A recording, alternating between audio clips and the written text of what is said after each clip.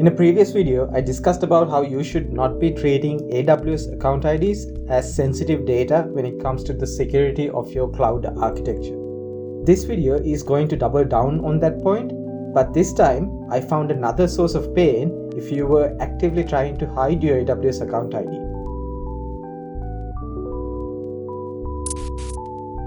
S3 Account Search is a Python-based tool developed by Ben Britz at Cloudera or Cloudera. I'm not sure I'm pronouncing that correctly, but briefly said, this tool can find the account ID of an S3 bucket that you have limited access to. Say for example, you've been given limited access like read or access to download objects from an external S3 bucket. Giving you this access happens without the account ID being involved. The S3 bucket policy would have a clause that gives you or your account access, and your user's policy would have a clause that provides you access to that bucket. Now with this tool, you can find the account ID of that bucket without the owner's knowledge or consent. If you are waiting for a sign to understand if hiding account IDs was a security measure, this is probably it. Now how does it work? After going through the blog post, it's actually pretty easy to understand. The basic idea is to brute force access to the bucket with wildcard account IDs to figure out the digits in the account ID. For that, you need a conditional policy that can be altered with wildcard account IDs. Without wildcards, our search space is a trillion candidates, that's 10 to the power of 12. With wildcards, we can bring it down to just 120 samples. Additionally, the condition should focus on the target account rather than the principal account, the account that you're making requests from. So for that, we can use S3 resource account condition. Resource account is a condition that is applied to the account that the S3 bucket is in contrast to the accounts that the requests would be coming from. So we can use it to restrict access based on the target bucket account. Okay, but how do we modify an access policy if we don't have access to the target account? Ben does this by using session policies. When we use AWS STS assume role action, we can pass an additional policy that could be inline or managed. The returned session credentials will have permissions that will be a union of the policies attached to the assumed role and the policy that we passed during the assume role action. This provides us the method to have a modifiable IAM policy in this S3 API call. Honestly, outside of studying the AWS policy evaluation process, I've never actually found the use for session policies. Most cases that I've worked on that needed more restrictions on an AWS principal have been addressed by more permanent solutions like service control policies or permission boundaries. But this is actually a really good use. So how do these come together? Let's go through a brief demo.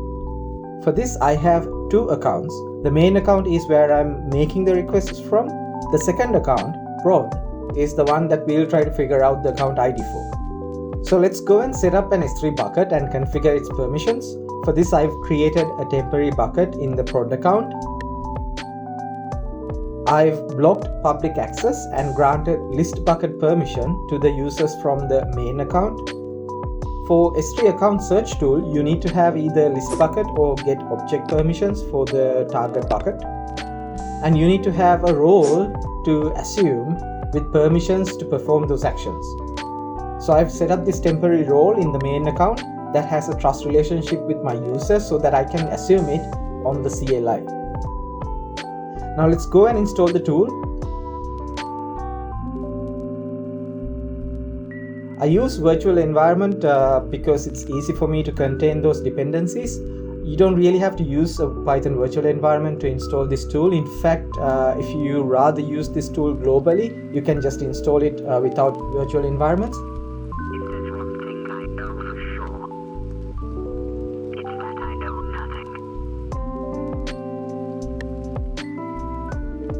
After that, I'm going to start an AWS session on the CLI that gives me access to the main account.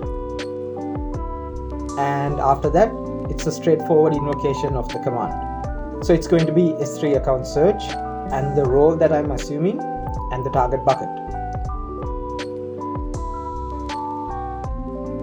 I'm specifying the role ARN that I have in the main account, and the target bucket is this bucket name.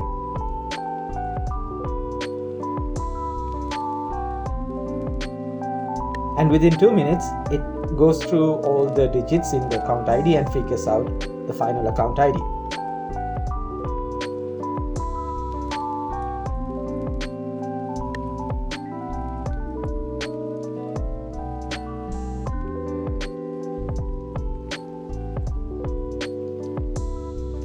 So again, what does this actually mean for security in the cloud? Like I said the last time, it should mean nothing to security. If your cloud architecture was truly secure, someone finding your account ID shouldn't equal to the enemy crossing the moat. Account ID is not public, should not be the resolution for any of the threats in your threat model. Now there are some limitations to this script as we saw. You already need to have access to the bucket. You need to be able to have certain permissions in that bucket. This would normally be in a situation where you are somewhat familiar with the target account. But what if all we had was a bucket name? What if we didn't know anything about the target account or the account owner?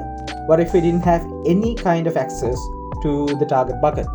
Would we be able to find the account ID? As it turns out, that's a huge yes, and it's probably more interesting than this one. Let's explore that in the next video. If you found this video to be helpful, please take some time to like, comment if you have any thoughts. That helps this video reach a larger audience. If you haven't subscribed already, please go ahead and subscribe. I'll be making more videos on similar topics in the future. But for now, that's me. Thank you so much for watching. I'll see you next week.